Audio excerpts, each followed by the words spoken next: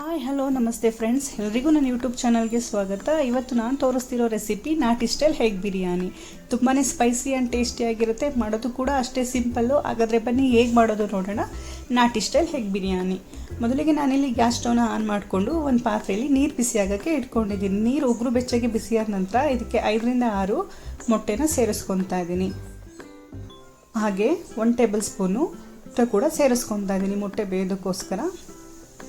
ಇವಾಗ ಬಿರಿಯಾನಿಗೆ ಮಸಾಲ ರುಬ್ಕೊಳ್ಳೋಣ ಬನ್ನಿ.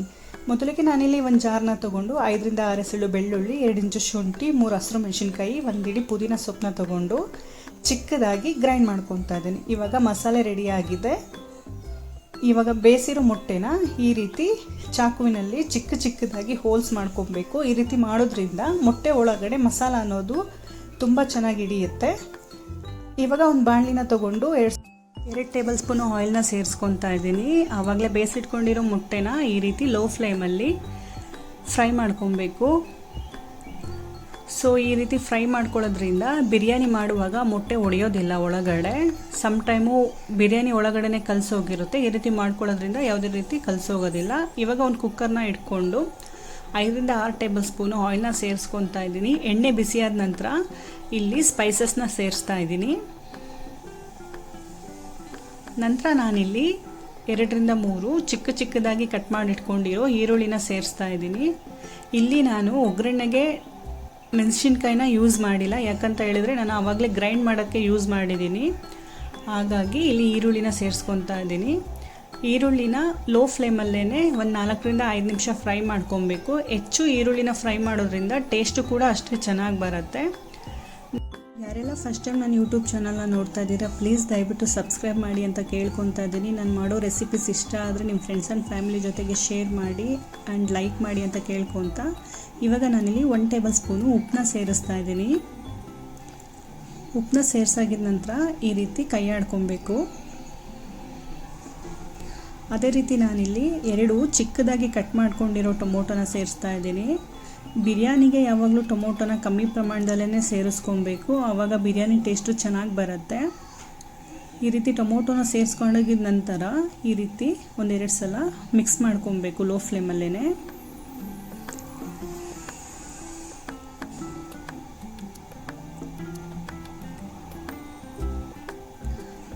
ನಂತರ ನಾನಿಲ್ಲಿ ಆವಾಗಲೇ ರುಬ್ಕೊಂಡು ಇಟ್ಕೊಂಡಿರೋ ಮಸಾಲೆನ ಸೇರಿಸ್ತಾ ಇದ್ದೀನಿ.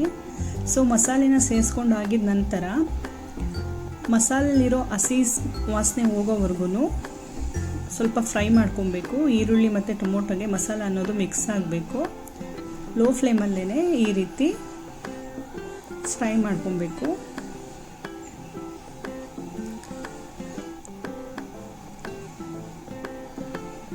ವಿಡಿಯೋ ಇಷ್ಟ ಆಗಿದ್ದರೆ ಪ್ಲೀಸ್ ಲೈಕ್ ಮಾಡಿ, ಶೇರ್ ಮಾಡಿ, ಕಾಮೆಂಟ್ ಮಾಡಿ. ನೆಕ್ಸ್ಟ್ ನಾನಿಲ್ಲಿ ಇದಕ್ಕೆ 1 table spoon garam masala, 1/2 table spoon ಖಾರ ಪುಡಿ, 1/4 ಟೇಬಲ್ ಸ್ಪೂನ್ ಧನಿಯಾ ಪುಡಿ ಹಾಕ್ಕೊಂಡು ಮಿಕ್ಸ್ ಮಾಡ್ಕೊತಾ ಇದ್ದೀನಿ.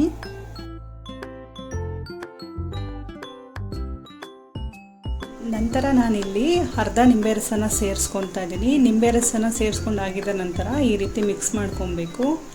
ನಾನಿಲ್ಲಿ ಮುಂಚೆನೇ ಅಕ್ಕಿನ 1-2 ನಿಮಿಷ ನೆನೆಸ್ಬಿಟ್ಟು ತೊಳೆದ್ಬಿಟ್ಟು ಇಟ್ಕೊಂಡಿದ್ದೀನಿ. ಇವಾಗ ಅಕ್ಕಿನ ಸೇರಿಸ್ಕೊತಾ ಇದ್ದೀನಿ.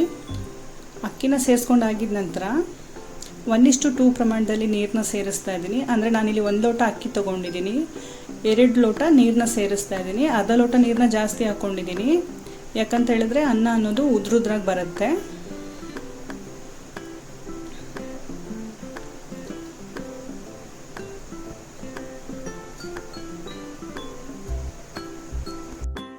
ನೆಕ್ಸ್ಟ್ ಇದಕ್ಕೆ ಒಂದು ಪ್ಲೇಟ್ನ ಮುಚ್ಚಿಬಿಟ್ಟು 1 ಕುದಿ ಬರೋವರೆಗೂ ಬಿಡಬೇಕು.